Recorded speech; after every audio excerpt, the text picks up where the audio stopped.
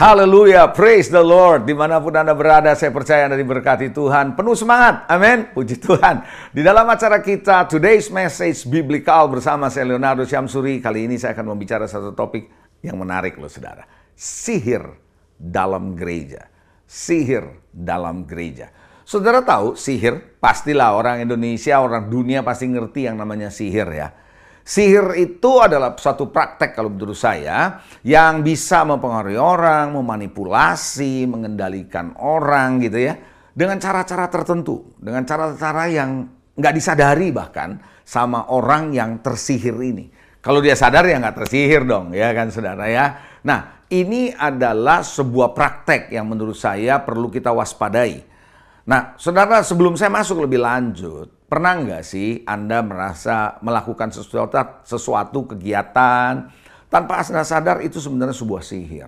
Artinya Anda sudah di bawah bayang-bayang kekuatan sihir yang nggak kelihatan gitu loh. Ini perlu kita waspadai di hari terakhir ini, saudara, menjelang kedatangan Tuhan yang kedua kali.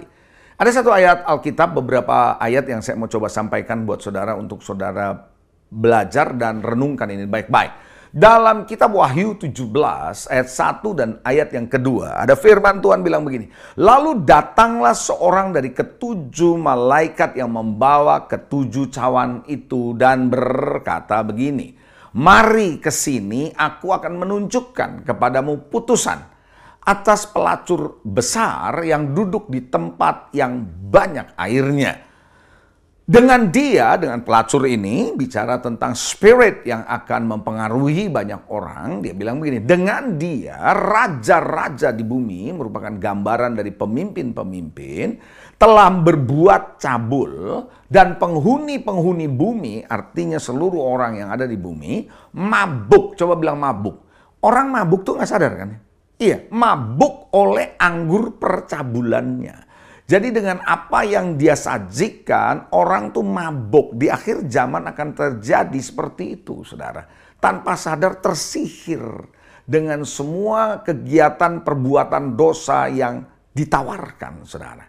Di dalam Kisah Rasul 8, kalau Anda tahu ada cerita tentang bagaimana di Samaria ada seorang bernama Simon tukang sihir. Dalam Kisah 8 ayat 9 sampai 11 dikatakan ada seorang yang bernama Simon telah sejak dahulu melakukan sihir di kota itu, di Samaria itu, dan menakjubkan rakyat Samaria. Orang gak akan ikut seseorang yang punya sihir kalau dia gak menakjubkan, karena dia menakjubkan. Saya lanjut, serta berlagak seolah-olah ia seorang yang sangat penting. Lalu ayat yang ke-10 firman Tuhan bilang semua orang besar kecil mengikuti dia. Dan berkata orang ini adalah kuasa Allah yang terkenal sebagai kuasa besar. Dan mereka mengikutinya karena sudah lama menakjubkan mereka dan oleh kenapa? Perbuatan sihirnya. Jadi tanpa sadar mereka itu terus ngikutin Simon padahal dia tukang sihir, saudara.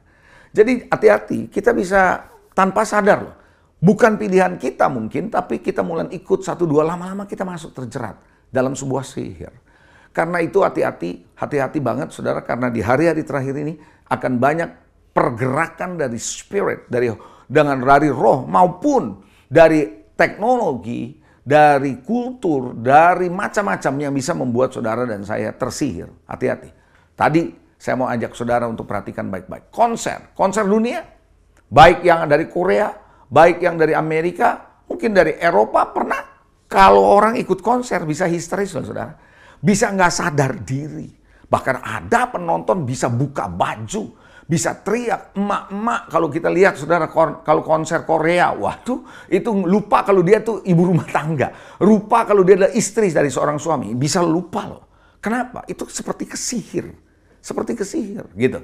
Anime, coba lihat anime-anime. Itu tokoh-tokohnya bisa bikin orang nggak malu pakai kostum gitu ya. Berjalan di mall gitu, punya bonekanya dan sebagainya dari toko-toko itu sebenarnya apa? Kena sihir itu. Game online, orang bisa nggak sadar sudah dari pagi sampai malam bisa lupa makan. Apa? Sihir kalau menurut saya dibalik itu seperti ada satu sihir. Nah jadi oleh karena itu saudara, entertainment, Tokoh-tokoh dari cerita kartun tadi saya bilang, itu telah banyak menyihir orang. Dari segala usia loh. Tadi saya bilang ibu-ibu juga. Dan segala golongan. Semua golongan. Nggak peduli. Dia mau dari ras manapun, dia akan bisa terpengaruh. Jadi hari ini saya mau ajak saudara, kita harus belajar hati-hati dengan sihir. Nah, kita perhatikan baik-baik selanjutnya saudara. Kita mesti perhatikan baik-baik. Sihir ya, yang menarik adalah bukan hanya terjadi di dunia hiburan atau di dunia cerita kartun yang tadi saya baru jelaskan, tapi bisa ada dalam gereja loh. Lalu Anda bertanya, oh iya, yes, ini bisa terjadi dalam gereja. Nah, itu sebabnya saudara, kita tidak boleh menutup mata bahwa gejala-gejala, menurut saya ini gejala yang kelihatan seperti ada praktek sihir dalam gereja. Saya nggak bilang dan saya menuduh gereja itu ada sihirnya, enggak. Tapi saya melihat gejala-gejala ini kalau nggak hati-hati, orang Kristen terjebak dalam sebuah praktek sihir yang sebenarnya sudah eksis di gereja. Itu sebabnya kita harus hati-hati. Dan Anda yang ada dalam gereja, kita sebagai para pemimpin gereja juga harus hati-hati. Jangan sampai dengan apa yang kita lakukan justru kita sedang melakukan sihir. Hati-hati banget saudara. Nah, beberapa orang Kristen tidak menyadari bahwa dirinya berada di bawah mantra sihir di dalam sebuah gereja. Saya sebut mantra sihir, itu seperti mantra gitu loh. Dia nggak sadar gitu. Dan tentu saya nggak ngomong ini spirit, bukan spirit. Nanti kita akan belajar. Sihir dalam gereja itu apa aja. Saudara pernah tahu kan, saudara, sihir dalam gereja sudah lama, sejak lama ada. Membuat orang muncul sekte, betul? Anda lihat itu saudara, pengajaran-pengajaran sesat jadi sekte, saudara, menjerumuskan jemaat Tuhan, berapa banyak. Bahkan ada cerita di televisi, saudara, difilmkan, didokumenkan, sekte-sekte yang mengerikan itu bisa disaksikan lewat film-film. Berarti di gereja ada, saudara. Di gereja ada. Kalau nggak hati-hati, artinya ada bukan berarti semua gereja ada. Artinya di gereja bisa ada, mungkin saya perbaiki kata-katanya begitu. Bisa ada kalau kita nggak hati-hati. Sihir di dalam gereja, saudara, ini penting banget kita perhatikan. Oke? Nah, kalau kita membaca di Alkitab, kelompok pemimpin agama di Israel, itu yang namanya orang Farisi, ahli Taurat, saudara pikir mereka nggak melakukan sihir? Itu bisa membuat orang sihir karena begitu takluk, begitu takut sama mereka. Pemimpin ini yang menyihir banyak orang masyarakat, saudara. Itu sebabnya Yesus datang untuk mematahkan kekuatan, dalam tanda kutip, kekuatan sihir ini, saudara. Nah, ini kita harus hati-hati. Jadi jangan heran, di gereja bisa ada sihir. Yes, sekali lagi, saya tidak bilang semua gereja atau setiap gereja seperti itu. Enggak, kita harus hati-hati. Bisa ada dalam gereja kalau nggak hati-hati. Mulai dari pemimpinnya harus menyadari itu, saudara. Pemimpin gereja dan jemaat Tuhan harus sama-sama mawas diri. Berjaga-jaga supaya tidak terjebak. Bukan cuma jemaat, pemimpin juga hati-hati loh. Tanpa sadar kita menawarkan sihir kepada jemaat, saudara. Supaya tidak terjebak dalam praktek sihir dalam gereja. Nah, sihir tidak selalu sekali lagi ada keterlibatannya roh-roh jahat. Enggak selalu seperti itu. Nah, kita akan belajar. Apa saja bentuk sihir dalam gereja. Nah, yang pertama menurut saya adalah suasana. Saudara tahukah saudara hari ini gereja begitu berlomba-lomba membangun suasana. Bahasa kerennya ambience. Saya nggak bilang suasana salah. Tapi ketika suasana jadi fokus, itu menggantikan hadirat Tuhan.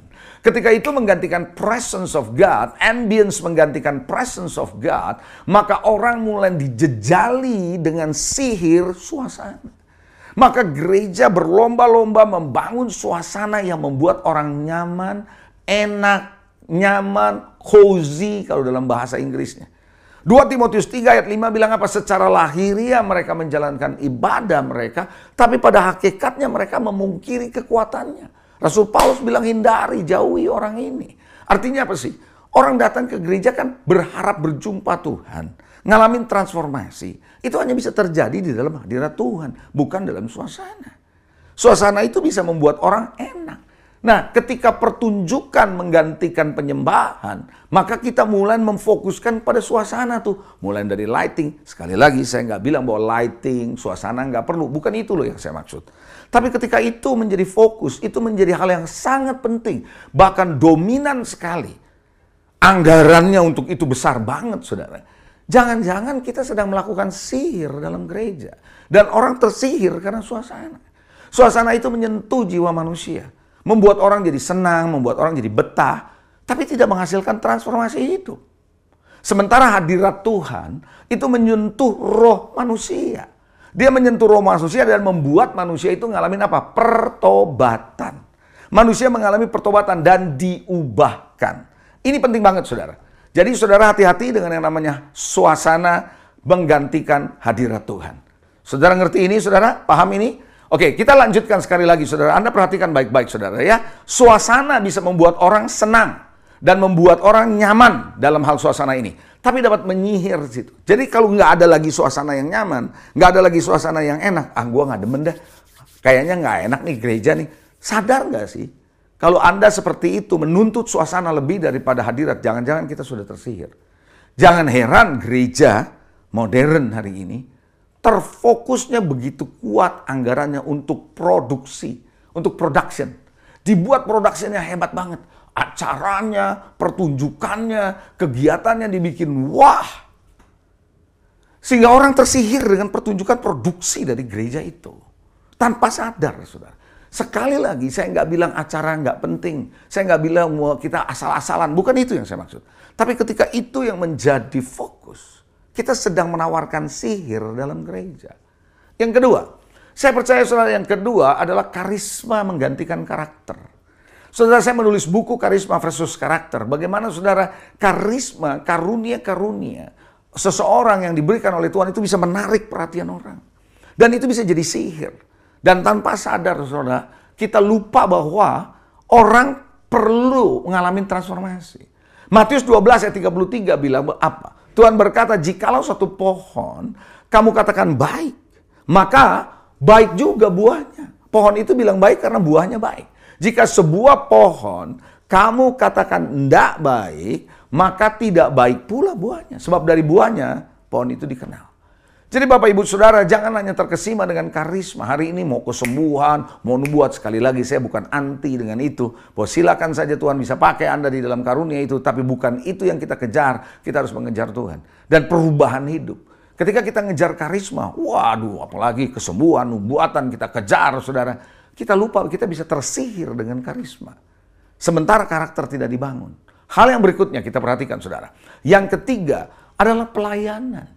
Saudara, pelayanan menggantikan pertobatan. Pelayanan menggantikan dengan pertumbuhan kerohanian kita. Itu berbahaya loh, saudara. Kedewasaan rohani, hati-hati, saudara. Saudara, hari-hari ini saudara orang datang ke gereja bukan cari Tuhan. Bukan mendapatkan pengalaman hidup bersama dengan Tuhan. Bukan menjadi dewasa, tapi pelayanan. Masuk dalam pelayanan. Saya nggak mengatakan bahwa orang Kristen nggak perlu pelayanan. Bukan itu maksud saya. Tapi pelayanan bisa menggantikan Tuhan. Pelayanan bisa menggantikan Injil. Pelayanan bisa menggantikan pertobatan. Pelayanan bisa menggantikan pertumbuhan kedewasaan rohani. Hati-hati, saudara. Nah, Roma 10 ayat 2 sampai dengan 3 firman Tuhan bilang apa? Sebab aku dapat memberi kesaksian tentang mereka bahwa mereka sungguh-sungguh giat untuk Allah. Bayangkan, mereka giat untuk Allah. Tapi tanpa pengertian yang benar. Tanpa pengertian yang benar. Kenapa? Sebab karena mereka tidak mengenal kebenaran Allah. Tuh, melayani loh, tapi nggak kenal kebenaran Allah.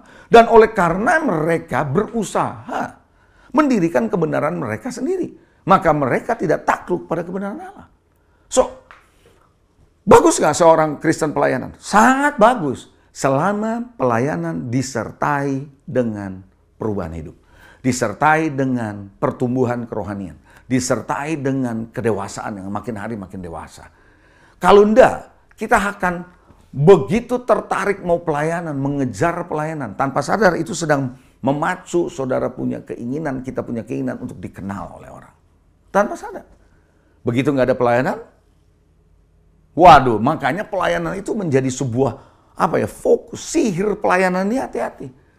Bisa membuat orang Kristen memprioritaskan pelayanan, bukan transformasi hidup. Be careful. Oke?